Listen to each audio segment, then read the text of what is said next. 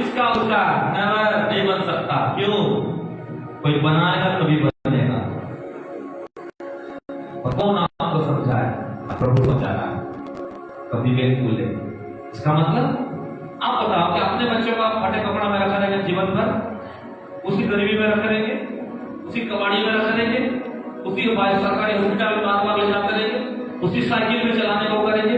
जब आपका इतना इच्छा होता है कि मेरा बेटा, मेरे पति, मेरा घर, मेरा बिजनेस, मेरा सब कुछ ऐसा, इतना अच्छा अपने बच्चों के लिए चिंता करते हैं, तो वचन में लिखा है जब संसारी माता पिता होकर जब बच्चे सालनी रोटी वाले साफ नहीं दे सकते, चौलिया वाले वो प्रभु लोग अंडा मांगे तो बिच्छू नहीं दे सकते, तो मांगने वाले तो स्वर्ग आत्मा क्यों ना देगा? हालेलुया। हम लोग चिंता, बोझ, अपना अपना, मेरा परिवार, मेरा जीवन, मेरा भविष्य, मेरे हालेलुया, ये लोग आज निकलो कलीसिया, ये अंत का समय है। परमेश्वर चाहता है मेरी बहन एक स्वर्गीय बहन बन जाओ, स्वर्गीय परिवार का चिंता करो। स्वर्ग में कौन कौन है? आपका पिता है, आपको उद्धार दिया हुआ यीशु मसीह है, आपके संग चलने वाला जो पवित्र आत्मा हमेशा के लिए यहाँ पर है, वो आत्मा के साथ ये तीनों मिलकर स्वर्ग को बनाए। अरे तीनों स्वर्ग के व्यक्ति है, अरे तीनों चाहते हैं कि आप उन तीनों के बारे में चिंता करें। और स्वर्गदूत भी है जो आपका वेलकम करने के लिए इंतजार कर रहे हैं, और वो चाहते हैं कि आपका परिवार, असली जो परिवार है नीचे नहीं, आपका असली जो परिवार है स्वर्ग में। असली जो धन है आपको यहाँ नहीं मिलता।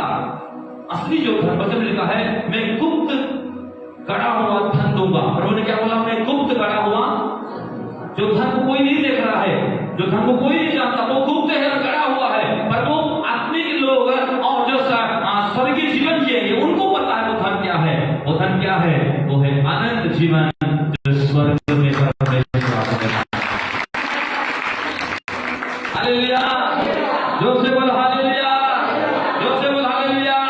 यीशु मसीह के अंदर में क्या था? हे पिता, तू स्वर्ग में देख रहा है कि सारे मनुष्य समय से पहले मर जाते हैं, समय से पहले क्या हो जा रहे? बर्बाद हो जा रहे, समय से पहले घर टूट रहा है, समय से पहले जिंदगी खराब हो रहा है, नरक चले जा रहे हैं। उनके लिए कोई कुछ नहीं कर रहा है, उनके लिए कोई कुछ तबाह नहीं कर रहा है, रो नहीं रहा है, ना बातचीत कर रहा है, ना उनके लिए कोई हालेलुया आगे वो तैयार है कि कैसे एक को भी बचाओ, कैसे एक को भी छुड़ाओ, कैसे एक को भी हालेलुया प्रभु के साथ जोड़ दो।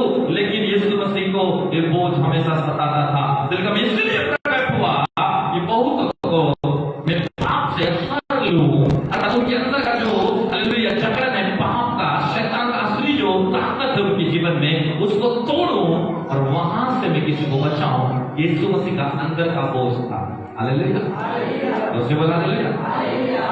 जब आपके पास स्वर्ग का बोझ होता है तो आप हमेशा क्या सोचते हैं पता है? आप हमेशा एक व्यक्ति को प्रभु से जोड़ने के बारे में सोचते हैं। जब आपके पास स्वर्ग का बोझ होता है तो आप कितना भी अच्छा खा लो, घूम लो, फिर लो, कितना भी मनोरंजन कर लो, आप असली खुशी वहां नहीं मनाते हैं। पर असली खुशी का मनाते हैं जब एक आत्मा भी आपके द्वारा, ये एक व्यक्ति भी आपकी आंखों के सामने वो प्रभु में, प्रभु के जीवन को जी पाता है, बढ़ पाता है, आपको बहुत आनंद मिलता है। हालेलुया। लेकिन संसारी लोग ऐसा आनंद मनाते हैं जब बड़ा सा बिल्डिंग हो गया, हाँ पिता काट दिए, वाह, बड़ा सा दुकान खुल गया, वाह, बड़ा सा पोस्टर लग गया, वाह, बहुत बड़ा बैंक बैलेंस हो गया, न्यूज में आ गया, वाह।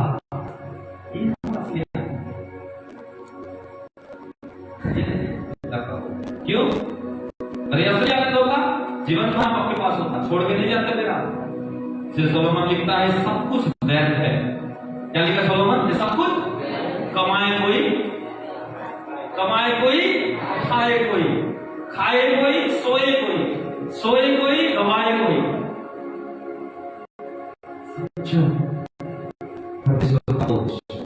इतना महत्वपूर्ण है उसी कलीसिया में। हालेलुया, जोर से बोल हालेलुया, जोर से बोल हालेलुया।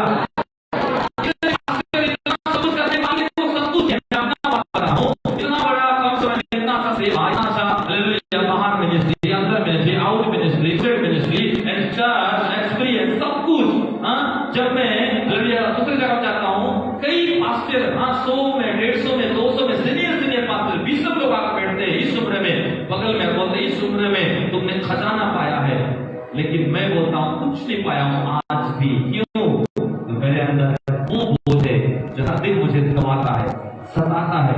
और मैं ना अपने बीवी को कभी शेयर करता ना बच्चे को, पर मैं प्रभु को कहता हूँ प्रभु धन्यवाद देता हूँ, कम से कम तेरा बोझ को लेकर मैं जी पाता हूँ। यही तो स्वर्गीय जीवन।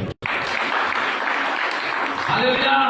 जब स्वर्ग का बोझ आपके पास आएगा, अपना चिंता को भूल जाओगे, अपना भावना को भूल जाओगे, फिर अपना जीवन में जो बहुत कुछ कमी घटी है उसको नजर नहीं दोगे। फिर तुम्हारे घर में फालतू बातों का झगड़ा लड़ाई सब ऐसी बंद हो जाएगा।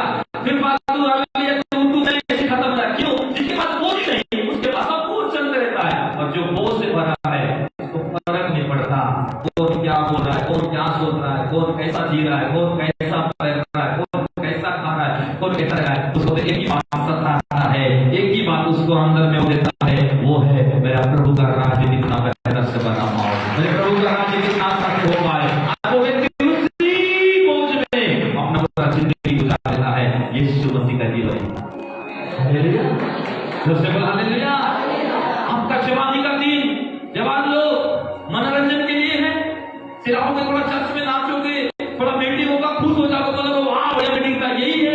नहीं, अपने जीवन के अंदर राज्य का बोझ जीवन के अंदर। हालेलुया। देखो इसके पास बोझ होता है, वो व्यक्ति हमेशा एक टूटा हुआ जीवन जीता है। कैसा जीवन? वो मनोरंजन नहीं करता, वो हमेशा संसार के लोग उतना आनंद नहीं होता है, वो आत्मिक चीजों में ही हमेशा आनंदित होता है, और हमेशा वो अपना वेदना को प्रभु से शेयर करता है। देखते हैं, चलो यूहन्ना की सुसमाचार 11 अध्याय है। यूहन्ना की सुसमाचार 11 अध्याय है, उसका 33 पद और 35 पद को पढ़ेंगे। 33 और 35।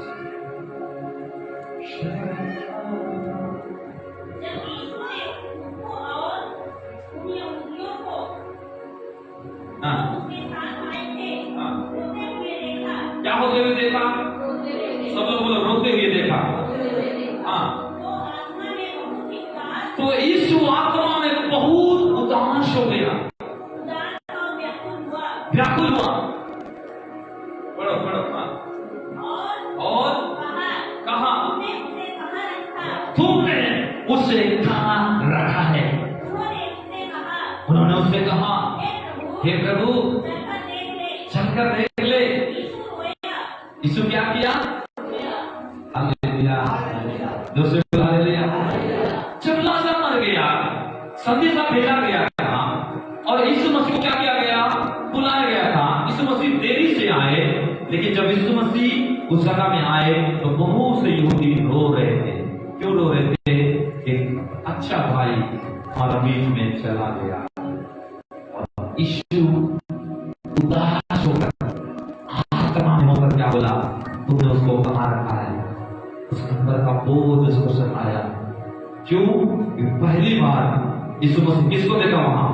मौत की रोने का और मातम छाया हुआ परिवार का आंसू, और एक व्यक्ति जो मर गया उसके गम और उस मृत्यु का दुख के लिए लोग कैसा तड़प रहे थे, उस चीज यीशु देखा और उसको बर्दाश्त नहीं। आपको पता है कभी ऐसा आपके सामने कोई एक्सीडेंट में मर गया, सुसमाचार नहीं सुना था, आपके परिवार में कोई नशा में वेंटिलेशन में पड़ा है और वो व्यक्ति अभी तक यीशु के बारे में एक बूंद नहीं जाना है, या आपके पास मौका था उसको आप मिल सकते थे, आपके पास मौका था घुटना टेक सकते थे उसके लिए, आपके बगल वाला, आपके घर वाला, आपके पड़ोसी वाला, आपके कॉलोनी, आपके पारा, आपके भतीजा, आपके फूफा, आपके मामा, आपकी बहन, आपके भाई, आपके रिलेटिव, आपका दोस्त, लेकिन वो शैतान ऐसा किया कि उसको क्या कर दिया? तुम्हारे आंख के सामने ही नरक में हर ले लिया। और यीशु मसीह ने उसका पाप को निकालना चाहा था, पर आपने कभी उसके लिए नहीं रोया। क्या है बोझ? बीवी का बोझ, बीवी का बोझ लेगा, बीवी का ही लेगा, कभी यीशु का नहीं होगा। बच्चा का बोझ लेगा, वो बच्चा ही लेगा, बच्चा ही लेगा, यीशु का कभी नहीं होगा। जब पैसा का बोझ लेगा, वो पैसा का ही लेगा, प्रभु का कभी नहीं जो संसार का बोझ ज्यादा लेते हैं वो संसारिक रहेगा, स्वर्गीय कभी नहीं हो सकता। स्वर्गीय कौन है? स्वर्गीय वो है जो दूसरे के लिए रोता है। हालेलुया! दूसरे के लिए रोता है। क्या बोझ है हमारे कलीसिया के अंदर में? क्या आपके अंदर में बोझ है? आपके लोगों के लिए, आपके परिवार के लिए, आप उस व्यक्ति के लिए जिसे आप रो देते हैं, क्या आपके अंदर आंसू है कि कैसे इस व्यक्ति को मैं प्रभु जो भी हो पर कुछ नहीं हो तेरे नाम के बारे में बताऊं, कुछ नहीं इसके बारे में घुटना टेकूं, कुछ नहीं बारे में इसकी आत्मा को बचा करके मैं तेरे पास लाऊं, भले को प्रभु मैं रह ना जाकर बातें, लेकिन मेरे अंदर एक बोझ है। क्या आंसू है? अब क्या बोल सकते हैं स्वर्गीय व्यक्ति बन गए? स्वर्गीय व्यक्ति वो नहीं, मैंने कहा सिर्फ मुंह से गीत गाता है। स्वर्गीय व्यक्ति वो नहीं सिर्फ ताली से गाना गाता है। स्वर्गीय व्यक्ति वो नहीं सिर्फ मुंह से शब्दों से प्रचार करता है, और असली प्रचारक, असली प्रभु का सेवक और विश्वासी और कलीसिया वो है जो हर दिन लोगों के लिए आंसू बहा के परमेश्वर का बोझ ले सकते हैं। हालेलुया! जोर से बोलो हालेलुया! कि इसके लिए पूरा कलीसिया और भद्र का काम हो जाएगा, और भी लोग आगे रास्ते साफ, तब शायद बोझ बढ़ जाएगा, और कौन सा बोझ बढ़ेगा? जब इतना ही प्रभु का बोझ नहीं आ रहा है, जो मेंढा ही लेला हो जाएगा तो खाली भूखा ही वैल्यू नहीं बिकेगा, कुछ नहीं और भी बोझ नहीं आएगा। बोझ लोगों से नहीं आता है, बोझ स्वर्ग से आता है, बोझ परमेश्वर से आता है, बोझ परमेश्वर का हृदय से आता है, बोझ प्रभु की भावना, प्रभु की इच्छा, प्रभु के दृष्टि को, प्रभु के हालेलुया जीवन में प्रभु के साथ जीवन जीने से, उसके तत्व और समानता को महसूस करने से बोझ आता है कि मैं क्यों बनाया गया हूँ, रखा गया हूँ, ठहराया गया हूँ, जीवित हूँ, इसीलिए कि परमेश्वर का बोझ अपना बोझ बना। आमीन, हालेलुया! सबसे बोला हालेलुया! सबसे हालेलुया! मत्ती 11:30 में क्या लिखा यीशु मसीह ने? 11:30, हाँ 11:28 पर पढ़ो पहले, 11:28 फिर 30 पढ़ो। देखो दोनों वचन में दोनों बोझ। हाँ, हे सब संसार में परिश्रम करने वाला विश्वासी, काम का परिश्रम, नौकरी का परिश्रम, बच्चे के लिए परिश्रम, हाउस वाइफ बनने का परिश्रम, हाथ सेवा करने का परिश्रम, बिजनेस का जो भी परिश्रम करते हैं, हाँ, जो बोझ से दबे हो अपने परिवार लो, किसका उसका, इसे मुसीबत मेरे पास आओ उस बोझ को लेकर, प्रभु बोलता है मैं तुमको विश्राम दूंगा, तुम अपना घर का सबका बोझ मुझे दे दो, अपना चिंता, मैं तुमको विश्राम दूंगा, मैं तुमको संभालूंगा, मैं तुमको छुड़ाऊंगा, मैं तुम्हारे लिए परवाह करूंगा, मैं तुम्हारे लिए प्रबंध करूंगा, मैं तुम्हारे लिए रास्ता खोलूंगा, मैं तुम्हारे लिए सब कुछ करूंगा। तब तुमने मेरे लिए एक छोड़ा है, मैं तुमको 10 दूंगा, तुमने एक जमीन दिया है, मैं तुमको 10 जमीन दूंगा, एक घर दिया है तुमको मैं 2 घर दूंगा, एक बैग खाली किया मैं और 3 बैग भर दूंगा, अगर तुम लोग 1 घंटा समय दिया तुमको मैं 10 घंटा समय दूंगा, पर तुम आओ अपना बोझ लेके मेरे पास, मैं तुम्हें विश्राम दूंगा। पर 30 में मेरा जुआ सहज, और यीशु मसीह बोलता है मेरा भी बोझ है जो हल्का है, क्या करो अपने ऊपर उठा लो। कोई तो बोलो परमेश्वर आज के बाद मेरा बोझ तुझे देता हूँ, तेरा बोझ मैं उठाता हूँ अपने कंधों पर। आज के बाद तेरा कलीसिया, मेरा कलीसिया, तेरा सेवकाई, मेरा सेवकाई, तेरे लोग, मेरे लोग, मैं उस बोझ को लेके चलूंगा। आमीन, हालेलुया! जोर से बोलो हालेलुया! जोर से बोलो हालेलुया! पर उतना ही नहीं, इस मसीह जब बोला कि हे बोझ से दबे लोग मेरे पास आओ, मैं तुम्हें विश्राम दूंगा, आखिर में यीशु मसीह बोलता है अरे मेरा भी कुछ बोझ है जो पिता से मैं लेकर आया हूं, वो सहज है, उसको भी कोई उठा दो। इसका मतलब एक हाथ से ताली बजता है, कभी बजता है, और बहुत लोग एक हाथ से ताली बजाना चाहते हैं, एक हाथ पैर में चलना चाहते हैं, कई लोग एक पंख से उड़ना भी चाहते हैं, और आपके नहीं उड़ने के बचन में निकाल तो लोग बोलते अरे हम उड़ लेंगे, कभी नहीं हो सकता। इसका मतलब एक बोझ आपका है, आप प्रभु को दे दो, दूसरा बोझ प्रभु का है, उसको आपने ले लो। हालेलुया! तो यीशु मसीह क्यों रोया? क्यों रोया? क्योंकि उसके सामने कोई व्यक्ति मर गया और समय पर वो आ नहीं पाया, और इस बात के लिए लोग इतना रो रहे हैं कि अच्छा भाई लाज़र को दिया, और जिसको वो बहुत प्रेम करता था वो भाई को उन्होंने खो दिया। इसलिए यीशु मसीह को भी आत्मा में उदासी आया। क्यों? बोझ था, इसीलिए उदासी आया। और समझ बोला कहां रखे हो, तो बर्दाश्त नहीं हो रहा था, उसका बेचैनी बढ़ रहा था, उसके जीवन का बोझ उसको सता रहा। कहां रखो, जल्दी बताओ, कैसे रखो, जल्दी बताओ, किस हालत में, जल्दी बताओ, कहां रखो, जल्दी बताओ। क्यों? तो तड़प रहा है उस बोझ से, बेचैन उस बोझ से। वो प्रभु के लोग हालेलुया अंदर रो रहा है। थोड़ा आंसू तो लोग देखे, पर उससे ज्यादा कई आंसू उसके अंदर में है। उसका थोड़ा सा हालेलुया वो बोझ का दर्द को लोग थोड़ा देखे, पर अंदर तो कई गुना ज्यादा बोझ उसके अंदर में। क्यों? क्योंकि व्यक्ति को मैं समय से पहले बचा नहीं पाया। एक व्यक्ति को हालेलुया आज हालेलुया सबके सामने उसके लिए लोगों रोते हुए आंसू को देखा, और उन आंसू को देखकर, उन तकलीफ को देखकर यीशु मसीह का बोझ उसको और दबाने लगा।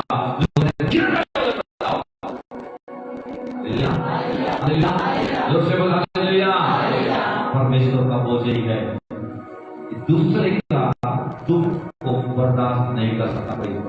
पैसा बीमार में है, पैसा तकलीफ में है, पैसा श्रापों में है, पैसा पाप में डूबा है, और वो उसको मजा नहीं आता देखने से कि कैसा हो रहा है। वो व्यक्ति के अंदर दर्द आता है। खास प्रभु क्या करता, इस व्यक्ति को बदल देता, छुड़ा देता, निकाल देता, शायद एक अच्छा इंसान बना देता जिसको शैतान अपना जैसा बनाया है। और उसके अंदर ये हो जाता है कि मैं कैसे इसको तेरे जैसा बनाकर तेरे सामने बिना देता।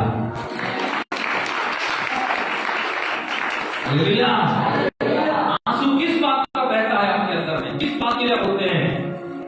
छोटा छोटा झगड़ा होते, किस बात के लिए? हालेलुया प्रभु के हालेलुया आपके मेरे अंदर में इमोशनल आता है। छोटा सा चाहत, छोटा सा इच्छा पूरी नहीं होने से ये बचपना तक मत करो। ये छोटी छोटी संसारिक छोटी छोटी भावनाओं से निकल जाओ बहन लोग, और आज के बाद अगर असली स्वर्गीय जीवन जीना चाहते हो, अपने को मानते हुए विश्वासी हो, और प्रभु को जानते हो, पाया हो और पाई हो, तो हमेशा क्या करो? परमेश्वर का बोझ अपने अंदर लेके चलो। जब प्रभु का बोझ लेके चलोगे, अगर मुर्दा भी सामने है तो उस मुर्दा के लिए हमेशा आपके अंदर होगा सुखमाता सुना नहीं पाया, और आपके घर खाने का नहीं है, पीने का नहीं है, ये नहीं है, वो नहीं है, कमी है, घटी है, आप उस बात के लिए कभी ये नहीं करोगे। और आपके अंदर हमेशा रहेगा हाँ प्रभु जो भी हो मेरे परिवार द्वारा किसी के लिए दुआ किया जाता है, किसी को बचाया जाता है, किसी को छुड़ाया जाता है। सबसे बड़ी बात है कि प्रभु तेरा बोझ तो मेरे घर के अंदर है। Hallelujah hallelujah. यीशु मसीह किसके लिए रोया? एक व्यक्ति के लिए रोया। कितना के लिए रोया? किसके लिए रोया?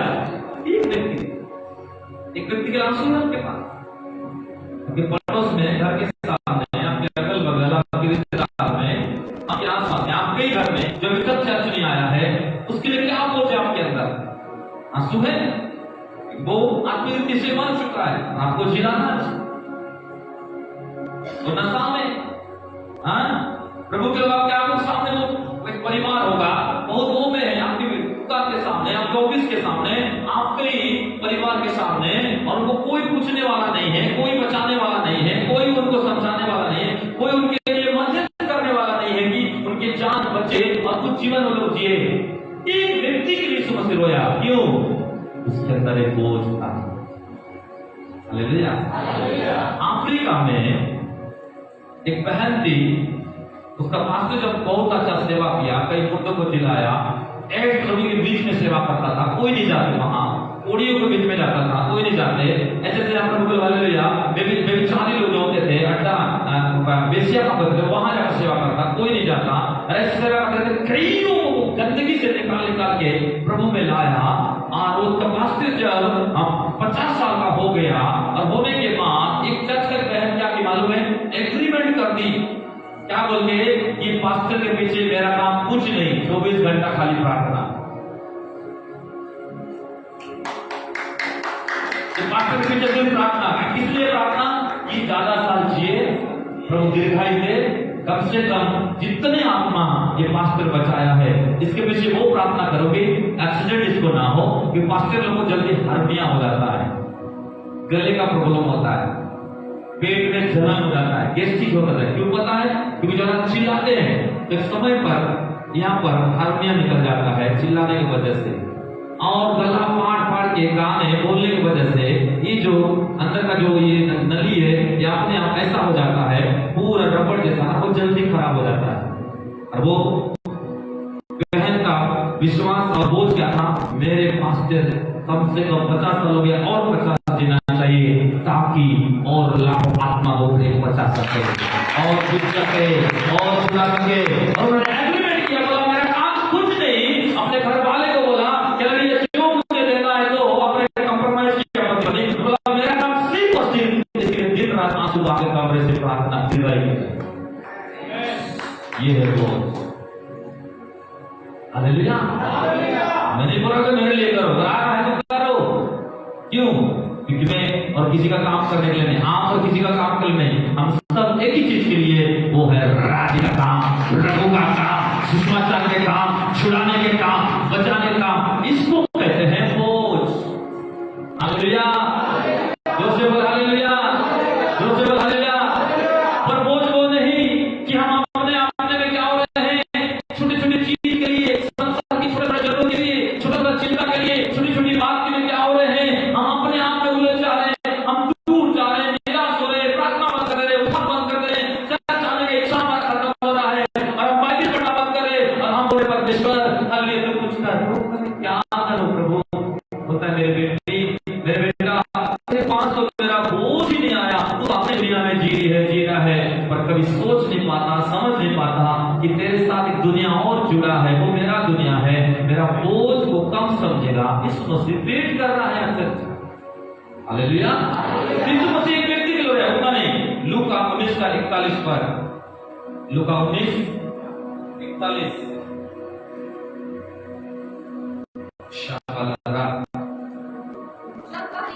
जब यीशु मसीह भीड़ में निकट आया, पूरे सब लोग बोलिए पूरा नगर को देखा। हाँ फिर मैं उस पर क्या किया, क्या हृदय में आंसू है। अपनी पत्नी को हमेशा कहता हूं, जब भी मैं प्रार्थना करता हूं, अगर व्यक्तिगत प्रार्थना में, भीड़ में नहीं, अगर व्यक्तिगत प्रार्थना में अगर आंसू नहीं आया, बोझ से प्रार्थना नहीं किया, अगर मैं मन भर के प्रार्थना कितना भी किया, लेकिन अगर किसी के लिए रोया नहीं, किसी एक व्यक्ति के लिए, किसी एक परिवार के लिए, किसी एक चर्च का सरकार के काम के लिए, किसी प्रभु का राज्य को बढ़ाने के लिए, कोई भी सरकार की जरूरत चीज है वो चीज को प्राप्त करने के लिए, अगर आंसू मेरा नहीं वहां, अंदर से टूट के नहीं वहां प्रभु सामने, तो मुझे नहीं लगता कि मैं एक अच्छा प्रार्थना किया। क्यों? बोझ हमेशा आपकी आंखों में आंसू लाता है, इसके लिए आपके लिए वो आंसू हमेशा दूसरे के लिए। हालेलुया। अब जिसके अंदर बोझ है, हो सकता है वो अनपढ़ विश्वासी भी हो, अगर बोझ है सच में वो स्वर्गीय व्यक्ति है। चाहे वो पढ़ा लिखा हो, चाहे वो कम हो, चाहे वो उतना नहीं जाता, लेकिन एक बोझ को लेकर चलने वाला व्यक्ति हो, चाहे बहुत ज्यादा पढ़ा लिखा भी हो, उसके पास भी एक बोझ है। क्यों? बोझ स्वर्ग से आता है, प्रभु की ओर से आता है। वो बोझ जो आता है तो आप बिना मध्यस्थ करे रह नहीं सकते, बिना दूसरे के लिए प्रार्थना करे रह नहीं सकते, बिना दूसरे के लिए गिड़गिड़ाए आंसू बहा रह नहीं सकते। इसीलिए एक बादशाह था, एक ऐसा जन था, जितना सब कुछ करने के बाद भी, चलो मैं बोले जाता हूँ उसके परिचय में, जल्दी से पढ़ो। अब पढ़ते दूसरा कुरिन्थी 11 अध्याय, दूसरा कुरिन्थी 11 अध्याय, उसका 23 से लेकर 27 को पढ़े। चलो पढ़ो कोई, 23 से 27 कुछ आवाज। हाँ, मैं पागल के समान कहता हूँ, मैं सब सेवकों से बढ़कर हूँ, अधिक परिश्रम करने में, बार बार जेल जाने में, बार बार घोड़े खाने में, बार बार मृत्यु के जोखिम में, हाँ हाँ। यीशु मसीह एक बार 39 कोड़े खाया, लेकिन पौलुस कहता है मैंने 5 बार 39 कोड़ा खाया। हाँ, 3 बार बड़े बड़े बेर से मुझे मार पड़ा, एक बार झूठ ने घेर करके मेरे को जीते जी पत्थर मारे, मर गया बोल के छोड़ के चले गए। 3 बार जहाज टूट गया, जिस पानी में जाता था मैं जहाज ही टूट गया, पानी में कई बार रहना पड़ा। हाँ, 24 घंटा एक दिन पानी के अंदर ही रहा एक व्यक्ति, कोई बचाने वाला नहीं, इतना दुख को झेला प्रभु के लिए। हाँ, बार बार यात्रा करते में, नदी के ठंड में, चोर डाकू कई बार लूट लेते थे, जो कुछ रहता था ले लेते थे, मार देते थे रास्ता में। अन्य जाति लोग सतावट करते, मारते, भगा देते, गाली देते, जेल में डालते, क्या कुछ नहीं करते इसके साथ। हाँ, नगर वाले के जख्मों में, जंगल के सांप भालू चेहरे जख्मों में, समुद्र के जख्मों में, झूठे भाई लोग भरमा करके, भटका करके, आरोप लगा करके, दोष लगाते, बोलते पौलुस अच्छा नहीं, पास्टर अच्छा नहीं, कई सारे चीज को झेलता। हाँ, और परिश्रम करने में भी दुख झेला, कष्ट करने में दुख झेला। हाँ, बार बार कई रात जागते जागते, रोते रोते प्रार्थना बीत जाता, कब सुबह हुआ कब शाम हुआ नहीं नहाया था, फिर भी पौलुस को पता नहीं चलता। जागना मतलब प्रार्थना करने में। कई बार भूख रहना पड़ता, सही खाना भी नहीं देता, कोई दे भी नहीं पाते, कई लोग पूछ भी नहीं पाते अच्छा खाए कि नहीं खाए, है कि नहीं, अरे कुछ पानी जो नहीं। कई बार लोग भूल जाते तो नहीं पाता, तो भूख भी रहता, कुछ बोलता नहीं। हाँ, बार बार उपवास, एक बार नहीं, बार बार उपवास, बार बार 4 दिन दिन रात उपवास, रात दिन उपवास, 7 दिन कई उपवास कर लेता। हाँ, ठंड में, गर्मी में, मौसम में, पानी गिरने में, रास्ते में। हाँ, लेकिन नीचे लिखा है अन्य बातों का छोड़कर, 28 पद सब लोग रीड करो, अपने बाइबल को देखो। अन्य बातों को छोड़कर नहीं करता, परंतु मुझे हमेशा कलीसियाओं की, विश्वासियों की, चर्च की, मनुष्य की, उन आत्माओं की चिंता एक दिन नहीं, 2 दिन नहीं, प्रतिदिन मुझे उसको दबाती है। हालेलुया, जोर से बोल हालेलुया, हालेलुया।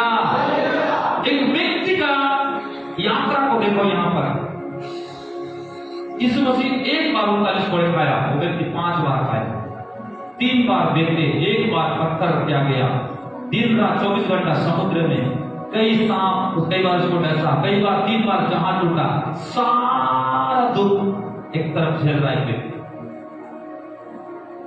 लेकिन कभी उसके लिए चिंता नहीं किया ये सब क्यों हो रहा है, ये सब कितना हुआ, ये सब कितना मुझे तोड़ दिया, ये सब कितना मुझे वो किया, ये सब कितना मुझे वो किया। कभी भी वो सारा चीज को उन्होंने चिंता नहीं किया, उस गम में नहीं डूबा, उस सोच में, उस विचार में अपने आप को नहीं रखा। आखिरी में लिखा इस सब को मैं एक हवा समान आया गया नहीं समझा, पर तो मेरे अंदर तो इतना मेरा प्रभु का बोझ था, कलीसिया का बोझ था, चर्च का बोझ था, लोगों का बोझ था, विश्वासियों का बोझ था, उन आत्माओं का बोझ था जो प्रतिदिन सोने से मुझे सोने नहीं देता, खाने से मुझे खाए जैसा नहीं लगता, मुझे कहीं जाने से जाने यात्रा करे जैसा नहीं लगता, इस सब कुछ मैं भूल जाता था। सारा दर्द को जो मेरे साथ होता था, क्योंकि एक ही दर्द मेरे अंदर इतना भरा था, वो था कलीसिया, लोगों का, व्यक्तियों का, मनुष्य का, उत्थान का, तो छुड़ाने का वो। आमीन, जोर से बोला हालेलुया। इसका मतलब कलीसिया किसका था? मैं आपको शुरू से बोला, ये पास्टर प्रकाश का नहीं है, ये कलीसिया यीशु मसीह का है। ये बिल्डिंग यीशु मसीह ने आपको आराधना करने के लिए दिया है, ये स्थान आपके जीवन भर प्रभु की महिमा करने के लिए आपको दिया गया है। पर क्यों? कि आप और आत्मा को लाओ और दूसरे को बचाओ, बेहतर से बेहतर आराधना करो, बेहतर से बेहतर क्या करो, प्रभु में बढ़ो, प्रभु का काम करो, और बेहतर से बेहतर क्या करो, प्रभु का अंत होने से पहले उसके राज्य को आपके द्वारा जितना हो सके उतना बढ़ाने की कोशिश करो। आपके अंदर में ये बोझ होना चाहिए, ये मेरा कलीसिया है, मेरा यीशु का कलीसिया है, यीशु का बोझ है, मेरा बोझ है, और आप अपने जख्म सब कुछ भूल जाएंगे। कब? जो आपके अंदर में बोझ विधि होता है, दिन महीना में 30 तारीख का खर्च होता है। कई लोगों को लगता होगा अरे 1000 दे देंगे तो उतना कहाँ खर्चा होगा, कई लोग अरे ठीक है ना पास्टर कर लेंगे, अरे पास्टर तो करेगा ही, देने से भी करेगा, नहीं देने से भी करेगा, क्यों? बोझ उसके पास है, वो कौन सा लेके जाएगा। पर आपके अंदर बोझ है, आप क्या करेंगे? आप भी बोलेंगे यस, यीशु का कलीसिया है, यीशु का मीटिंग है, ये प्रभु का आराधना है, हम सबकी उन्नति के लिए है, प्रभु का राज्य के लिए है, तो हम क्या करेंगे? बिन बोले जो पास्टर बोलता है उससे भी बढ़कर, जो कम्युनिटी है उससे भी बढ़कर आप एक एक भाग उठाएंगे। क्यों? क्योंकि आपके अंदर बोझ है, वो बोझ बातों से नहीं, वो बोझ प्रभु के सामने करके आपके साथ। हालेलुया, जोर से बोल हालेलुया। देखो, बोझ दिया नहीं जाता है, बोझ अपने से आता है। खाना जबरदस्ती खिलाया नहीं जाता है, एक व्यक्ति खुद से खाता है तो बलवान होता है। हालेलुया, जोर से बोल हालेलुया। तो पौलुस के जीवन में क्या किया था? उसके लिए चिंता नहीं था। जिस प्रकार का घटना, जिस प्रकार का सताव, जिस प्रकार का बार-बार जेल जाना, जिस प्रकार कभी घटी भूखे रहना, जहां देना हुआ, सब कुछ टाइप करा। पौलुस क्या बोलता है? फिर भी ये सब मुझे दबा नहीं, क्या बोलता है? फिर भी ये सब मुझे दबा नहीं पाया। ऑलरेडी ऐसी बोझ और दर्द मेरे अंदर था, मेरा परमेश्वर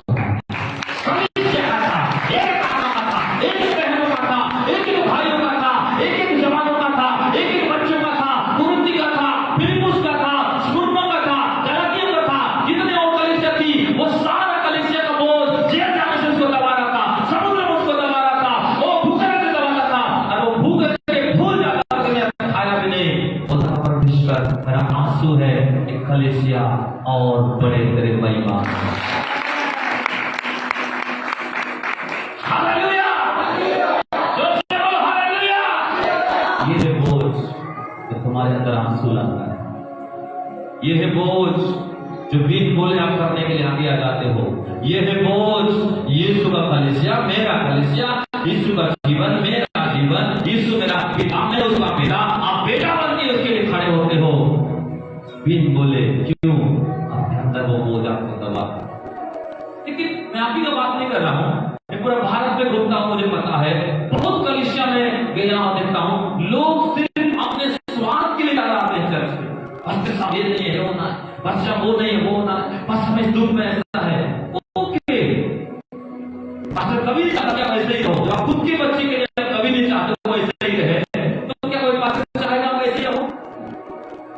पर एक पास्टर हमेशा एक विश्वासी नहीं, सारे विश्वासी का बोझ, पूरा देश का बोझ, विरोधी दल का बोझ, कमी घटी का बोझ, चर्च में ये नहीं है, वो नहीं है। देखो इतना साल जब बाहर जाता था, ड्रम बजता था, अच्छा इंस्ट्रूमेंट बजता था, तो मेरे अंदर एक बोझ था कि मेरे चर्च में कब होगा, ये सब चीज कब आएगा।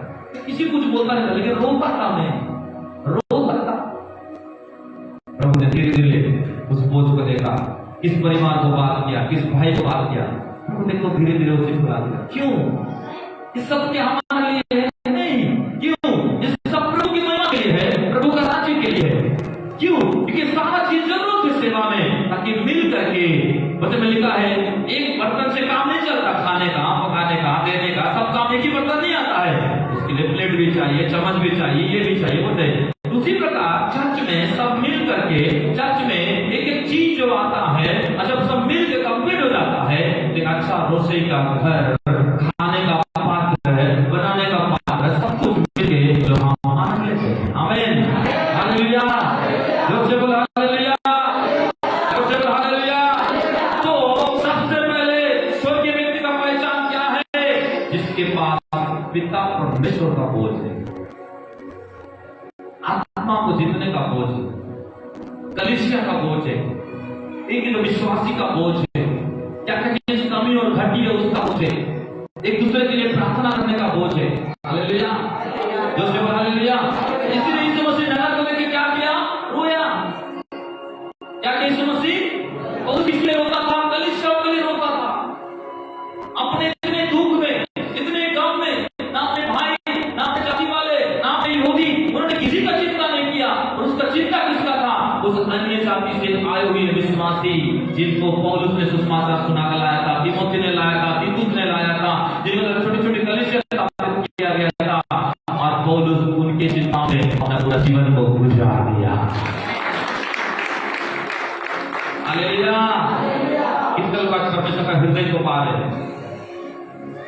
मेरा हृदय नहीं है, मेरा शब्द नहीं है, उसका हृदय को आपने शेयर करा। वो है ना प्रचार में ज्ञान का और आशा 2-4 पॉइंट लेके, हाँ पहला पॉइंट दूसरा पॉइंट, वो प्रचार में नहीं कर रहा हूं आपको, मैं वो सिखा रहा हूं, वो बता रहा हूं जो प्रभु के हृदय में है, जो उसके पास है, मेरे को दिया, मैं आपको बता रहा हूं।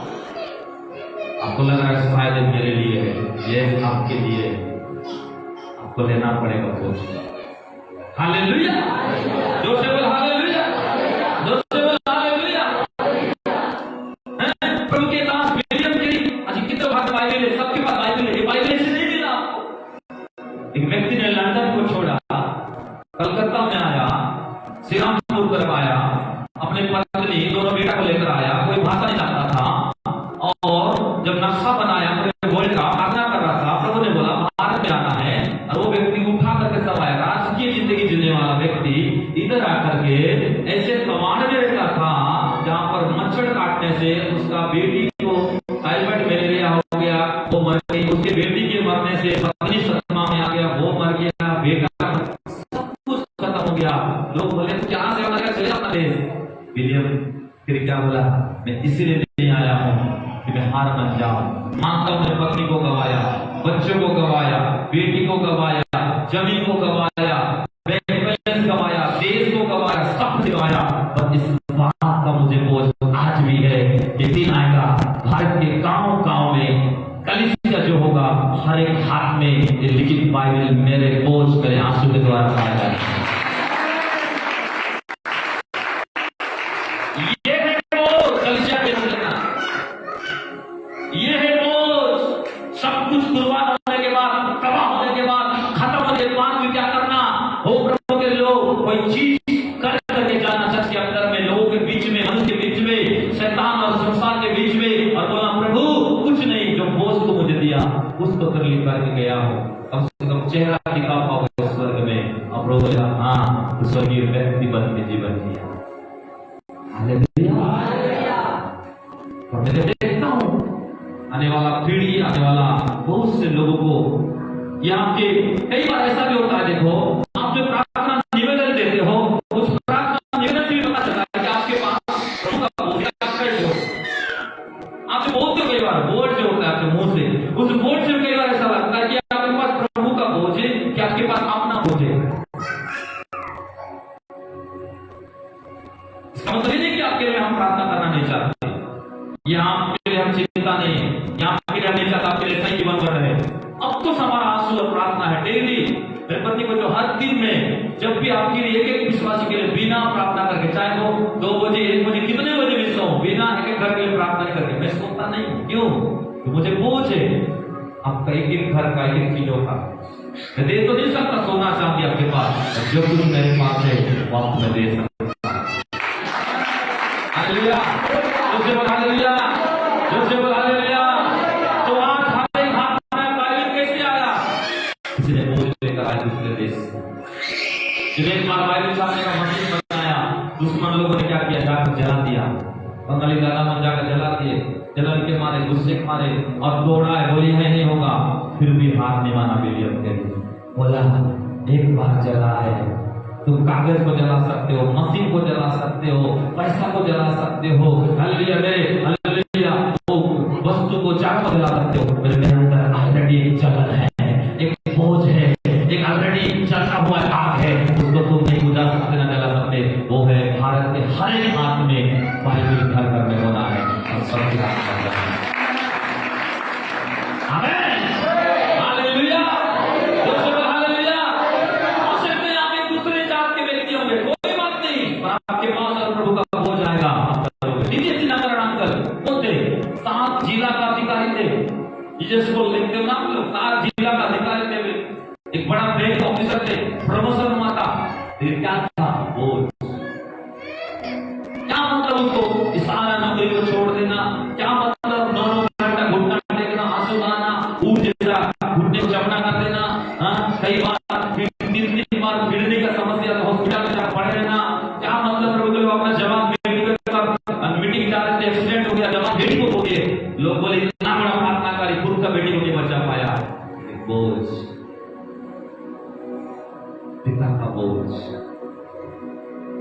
हमेशा प्रभु का दया, प्रभु का प्रेम एक व्यक्ति के लिए तरस। हालेलुया।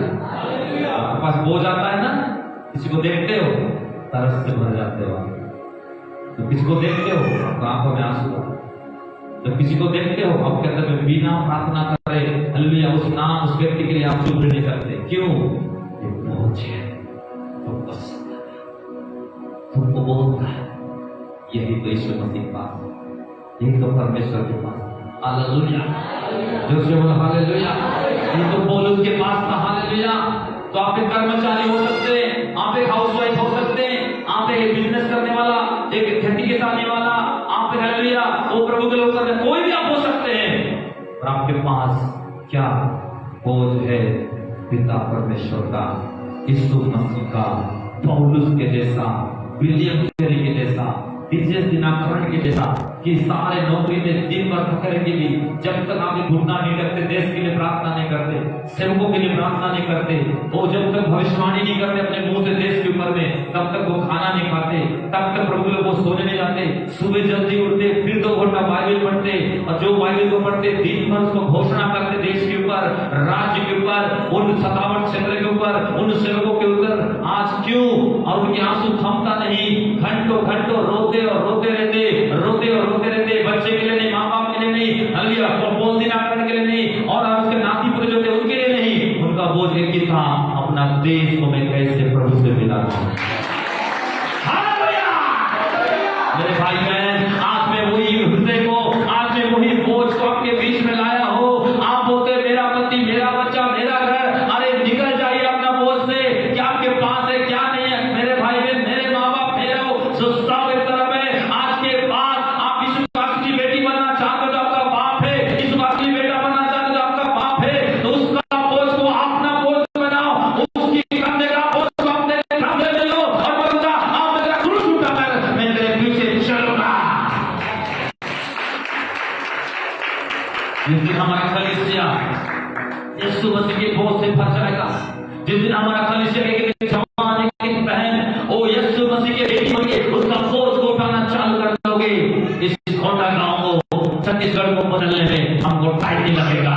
कोई रोक नहीं पाएगा, कोई ब्रेक नहीं कर पाएगा, कोई कितना भी कुछ करे पौलुस के जैसा हमें आगे बढ़ने से रोक नहीं पाएगा, क्योंकि बोझ हमेशा आपको आगे बढ़ने के लिए सिखाता है।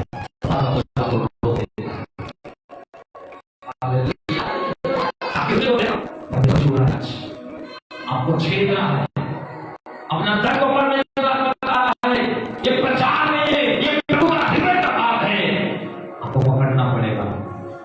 आज गंभीर नहीं हुए, आज अपना बोझ से नहीं निकले, आप अपने चिंता से नहीं निकले, आप अपने मेंटली से आप नहीं निकले, तो कल शायद आपको पछताना पड़े। प्रभु मेरे पास एक मैसेज आया था, मेरे सेवक ने मुझे तेरा बोझ के बारे में बताया, तेरे काम के बारे में बताया, पर मैंने नहीं किया। इसलिए जब पतरस जेल में था तो कलीसिया कैसे प्रार्थना किया? लो लगा ऐसा प्रार्थना किया। हमारा कलीसिया कैसे प्रार्थना करना है? खाली प्रार्थना करना है कि लो लगा? लो मतलब बोझ के साथ, लो मतलब बोझ के साथ, आंसू के साथ, उपवास के साथ, घूमने के साथ, घंटों प्रार्थना, प्रभु के सामने खड़े रहना, जब तक आपको उस भाई को जान ना मिले, उस व्यक्ति की गवाही करना है, तब तक उसके नगर में, उस एरिया में कुछ चीज आपको चीज दिखाई ना दे, तब तक आप प्रार्थना और प्रार्थना, प्रार्थना और प्रार्थना और प्रार्थना। हालेलुया। जो से बोला हालेलुया, जो से बोला हालेलुया। तो ये है बोझ जो आपको उठाना है प्रभु के लोग, और परमेश्वर चाहते हैं जो आपके पास बोझ आएगा, आपके पास आंसू भी होगा, आपके अंदर तरस होगा, आपके अंदर दया होगा, आपके अंदर प्रेम होगा, आपके अंदर क्या होगा? दीनता होगा, आपके पास क्या होगा? प्रभु के हालेलुया बेचैन होगा, आपके पास क्या होगा? प्रभु के हालेलुया दूसरे के लिए विनती करने का, दूसरे के लिए प्रार्थना करने का इच्छा होगा। जब बोझ नहीं आता है ना, आप अपने लिए भी प्रार्थना करते हैं। जब बोझ आता है अपने लिए प्रार्थना करना बंद कर देते। हमेशा दूसरे के लिए मत, दूसरे के लिए आंसू, दूसरे के लिए रोते हो, लोगों को देख के रोते हो, किसी को देख के हंसते हो, एरिया, नगर, ज्यादा कोई न्यूज देखे, कोई घटना देखे, जलन आता, तो मेरे लिए ऐसा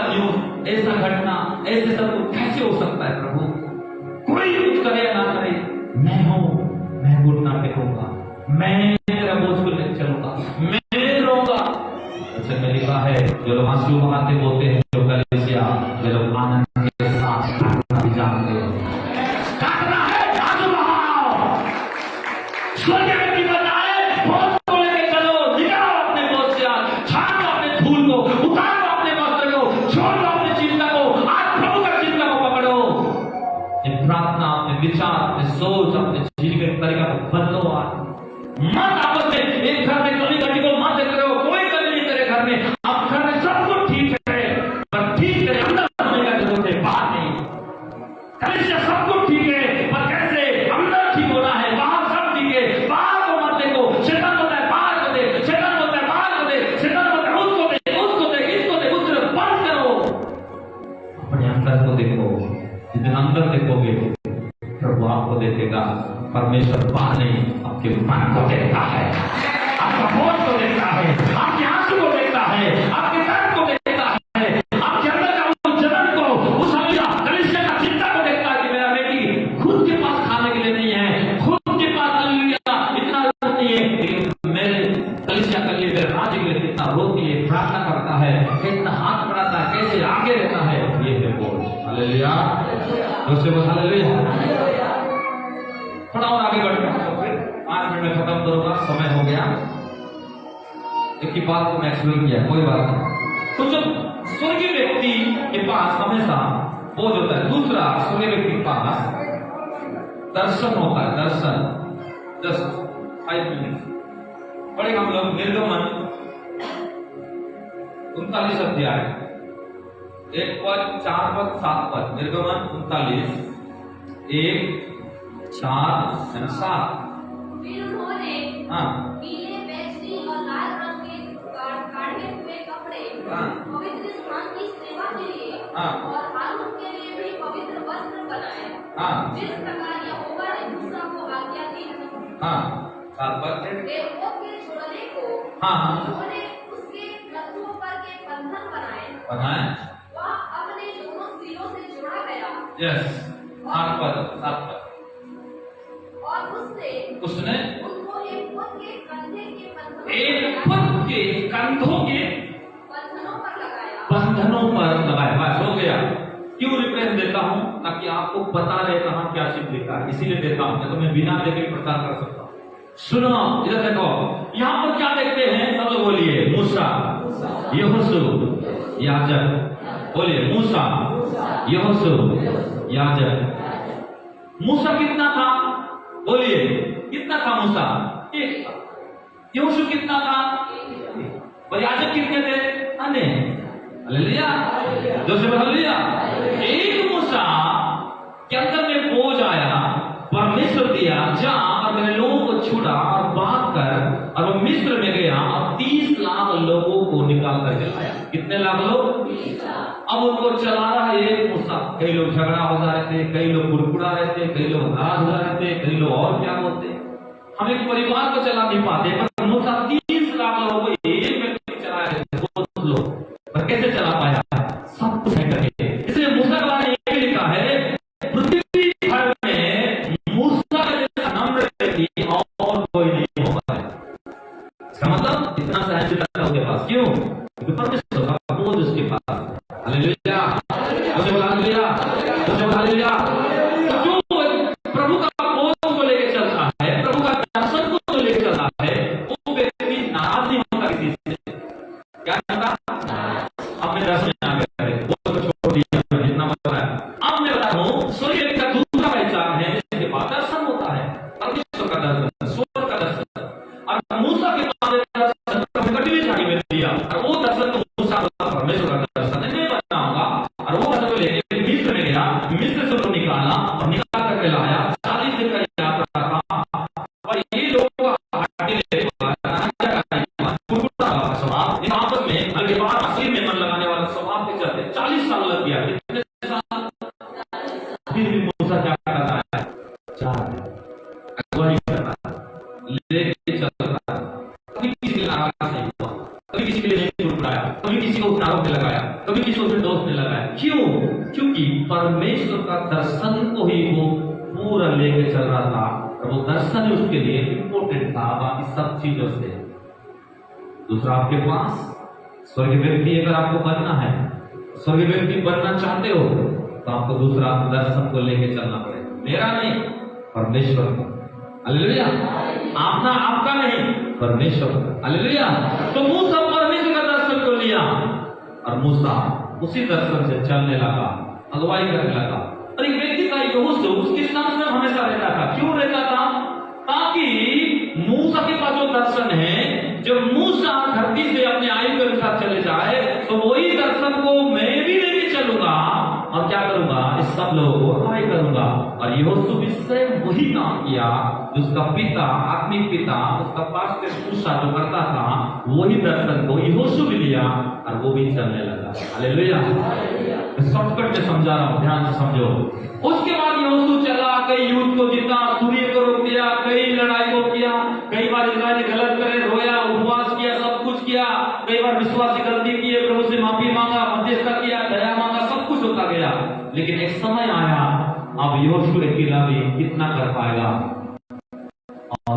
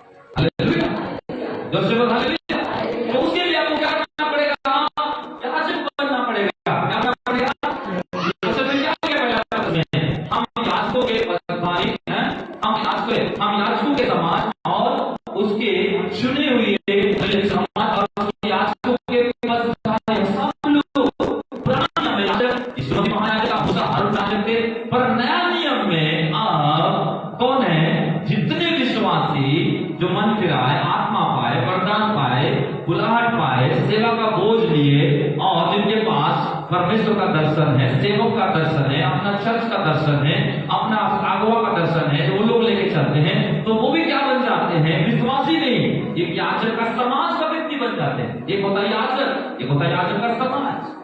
हालेलुया। दूसरे बोल हालेलुया। तो अब क्या करना है? जो पत्रस में लिखा है कि आपको और मैं यहोशू बन के नहीं रहना है। जब यहोशू तो चला गया, पर आपको मेरे जब तक मैं हूं तो हूं, पर मेरे जाने के बाद भी ये कलीसिया का चलाना है, तो आपके पास दर्शन होगा, याजकों का समाज बन के चलोगे, तब जाके दर्शन को चला पाओ। नहीं तो आगे इस सेवा एक समय तक रुक जाएगा। इसीलिए आज प्रभु आपको अपना दर्शन को बता रहा है। दूसरा, कि स्वर्गीय व्यक्ति के पास हमेशा दर्शन होता है। हालेलुया। जोर से बोल हालेलुया। जोर से बोल हालेलुया। तो दर्शन कैसा लेना है? कंधों में लेना है। बहन ने क्या पढ़ा 7 पद में? और उसने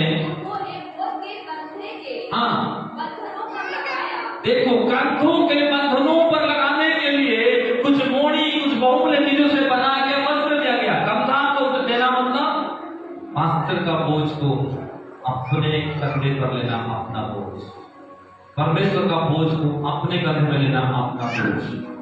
मूसा का बोझ को कंधे पर यहोशू लिए, यहोशू कंधे का बोझ को याजक लिए। तो अब न मूसा रहा, न यहोशू रहा, न वो याजक रहे। अब तो आप और मैं परमेश्वर है। आपको क्या करना है? जो बोझ आपका पास्टर लेके चल रहा है, सेवकाई का बोझ, आत्मा सुनने का बोझ, राज्य को बढ़ाने का बोझ, और लोगों को राज्य में तैयार करने का बोझ, तो इस बोझ को क्या करना है? आपको कंधा देना है, आपको कंधे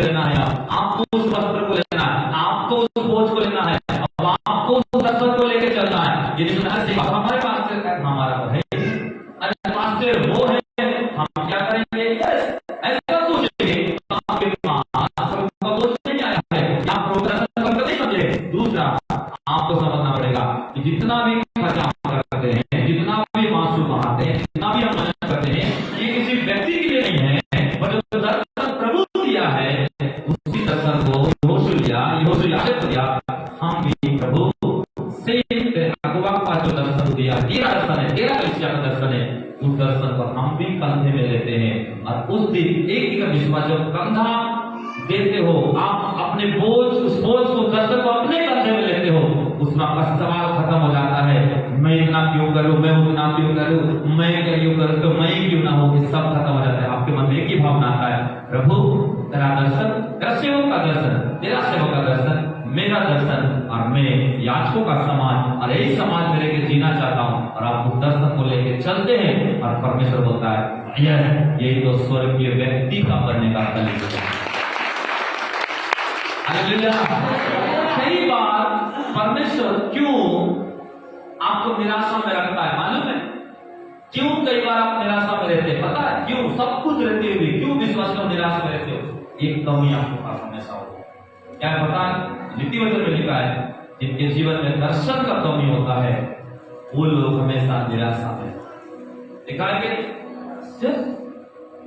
जो विश्वासी के पास दर्शन नहीं है, कौन सा दर्शन? स्वर्ग का। स्वर्ग दर्शन मतलब है जो देखते हो वो दर्शन नहीं। दर्शन दो प्रकार है, एक है देखने वाला दर्शन, एक है किसी के अंदर का बोझ, किसी के अंदर की बुलाहट, किसी के अंदर की क्या है सब कुछ लेके चलने वाला। तो मूसा के अंदर में दर्शन था, सारे लोगों का नाम ले रहा है, यहोशू के अंदर वही दर्शन है, यहोशू ने याजक को दिया और याजक भी वही दर्शन आ गया, वही सबको दाऊद के समय में भी क्या किए? दाऊद के नगर में दाऊद के घर में ले जाकर गए, क्यों? वही कंधा झुका करके वही दर्शन आ गया, वही लिया प्रभु का तंबू को उन्होंने छोड़ा नहीं, यरदन दो भाग हो गया, सब कुछ दो भाग हो गया, क्यों? कंधा उठाना, कंधे रख के चलना। हालेलुया, दूसरे बोल हालेलुया।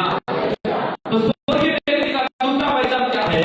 जिसके पास स्वर्गीय का पिता का दर्शन होता है, जो उसके अगुओं के पास है, वो एक विश्वास दर्शन को अपना दर्शन मान के चलते हैं और वो कलीसिया बढ़ते जाता है बहुत से बातों में। आमीन, हालेलुया। आगे वचन को समाप्त करेंगे। रूत की किताब 1:16। रूत 1:16। देखो, रूत एक अन्य जाति लड़की थी, पर उसके पास एक दर्शन था। क्या दर्शन था? आज हर चर्च के विश्वासी पर दर्शन होना चाहिए।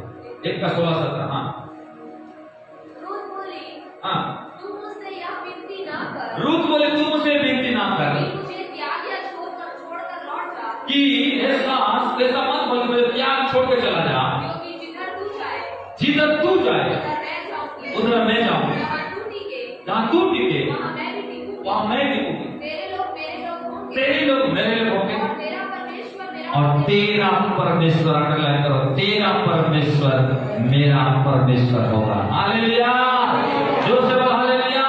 अब आप बताओ रूत कौन थी? एक अन्य जाति मोआबी देश की लड़की जो कभी प्रभु को नहीं जानती थी, चर्च को नहीं जानती थी, आराधना नहीं जानती थी, प्रार्थना पवित्र बहुत सी नहीं जानते थे। लेकिन जब अन्य जाति होकर एक विश्वासी लड़का घर में आई तो उन्होंने दर्शन पाई। कौन सा?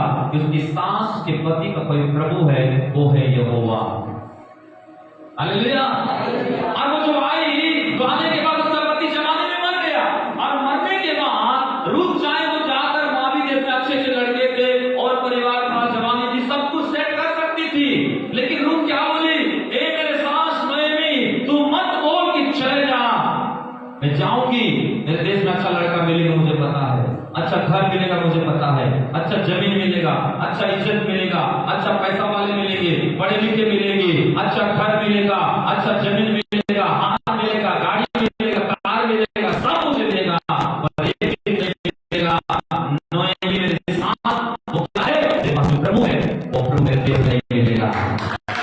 हालेलुया, जो से हालेलुया, जो परमेश्वर के पास है, जो दर्शन तेरे पास है, तो अपने यहोवा के लिए जीती है, जो सच्चा प्रभु तेरे पास है, जो सच्चा वचन तेरे पास है,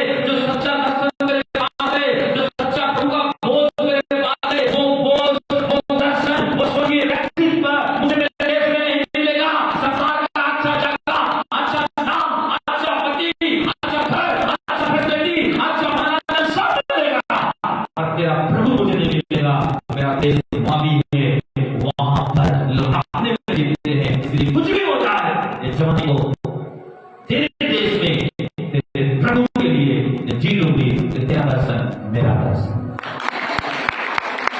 हालेलुया, जोर से बोलो हालेलुया। आज कलीसिया में सारे बहनों भाई को रूप बनना, तो पास्टर का दर्शन आपका दर्शन, आपका दर्शन आपका बच्चे का दर्शन, आपका बच्चे का दर्शन आपके नाती पोतों का दर्शन। हालेलुया, प्रभु का बोझ, पास्टर का बोझ, मास्टर का बोझ, आपका बोझ, आपका बोझ, आपकी पत्नी का बोझ, आपके बच्चों का बोझ, आपका बोझ आप छोड़ दीजिए, आप प्रभु का बोझ को लीजिए, प्रभु का दर्शन को लीजिए। रूप बनना है आपको सच में। हालेलुया, दूसरे बोल हालेलुया। आखिरी बात बताकर समाप्त करता हूँ। अब्राहम को प्रभु ने दर्शन दिया और बोला तू निकल और एक ऐसे देश में जा जहां पर मैं तुझे दूध और मधु का बहने का देश है, मेरे वंश को वहां बैठाऊंगा। और निकले कौन कौन? लूत और अब्राहम, उसका भतीजा। लेकिन जब आते गए बाद में पढ़ लेना घर में, अभी मत पढ़ना। उत्पत्ति 13 अध्याय उसका 14 पद में पढ़ते हो तो वहां पर एक बात लिखा है 13 का 14 में, अब जब गाय बैल धान दौलत सब कुछ बढ़ने लगा तो उस समय लूत हालेलुया क्या करने लगा? अपने पिता अब्राहम से अलग होने लगा। इसका मतलब अब्राहम से अलग नहीं, अब्राहम के दर्शन से वो अलग हो गए। कितना समझ रहे? 13 का 14 में लिखा है और लूत अपने आप को क्या किया?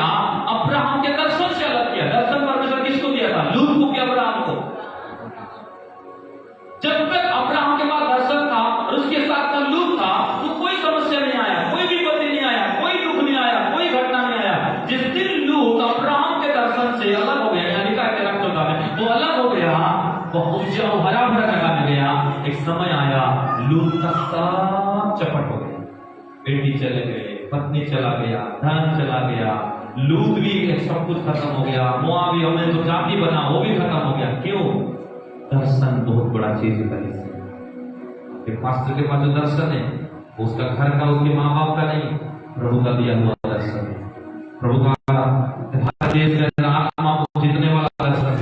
आपको जरूर करना है और आपको अपने लिया आपका पास्टर रूप है, आपको बोला पास्टर साहब आपका दर्शन मेरा दर्शन, बोलिए पास्टर साहब, बोलिए परमेश्वर मेरा पास्टर का दर्शन, मेरा दर्शन, तेरा दर्शन, मेरा दर्शन, तेरा बोझ, मेरा बोझ, मेरा सेवक का बोझ, मेरा बोझ, मेरा सेवक नवे भी है, मैं रूप। हालेलुया। तो आप अब्राहम के दर्शन से अलग मत होइए। अब्राहम आपका सेवक है, अब्राहम आपके अगुवा है, अब्राहम आपके गुरु है, जो आप धरती स्वर्ग के बारे में दर्शन बताते हैं। इसका मतलब है आप लूत के बताने पास्टर को छोड़ो, उसका काम हो गया, हम अपना जीवन जिएंगे, अपना बोझ रहेंगे। जिस दिन आप सोच के अपने आप को अलग करेंगे दर्शन से, उस दिन आपका जीवन आगे नहीं बढ़ेगा। कोशिश किया लूत, लेकिन कुछ नहीं हो पाया। इसलिए आखिरी वचन पर खत्म कर दो। फिलिप्पी पत्री 4 का 1, आपको लूत नहीं बनना है, आपको रूप बनना है। फिलिप्पी 4 का 1 राबा शाखा का। Thank you Jesus. फिलिप्पी पत्री 4 के 1 वचन जैसे खत्म हो गया, उस पर हम खड़े होकर पढ़े। हालेलुया, सब लोग पढ़ो। यस, इसलिए हे मेरे प्रिय भाइयों, जिनमें मेरा जी लगा रहता है, मेरे आनंद का मुकुट हो। हे प्रिय भाइयों, उसी प्रकार से सब लोग बोलिए हे परमेश्वर मेरा जी स्वर्ग में लगा है, तेरा बोझ में, तेरा दर्शन में, तेरा हृदय। कितने लोग समझे? स्वर्गीय व्यक्ति वही बन सकता है जिसके पास पहला पिता का बोझ, दूसरा पिता का दर्शन, तीसरा पिता का हृदय। एक बात छूट गया, कोई बात नहीं, पर मैं आपको पूरा जितना मैंने कोशिश किया एक्सप्लेन करने का। आइए खड़े हो जाओ।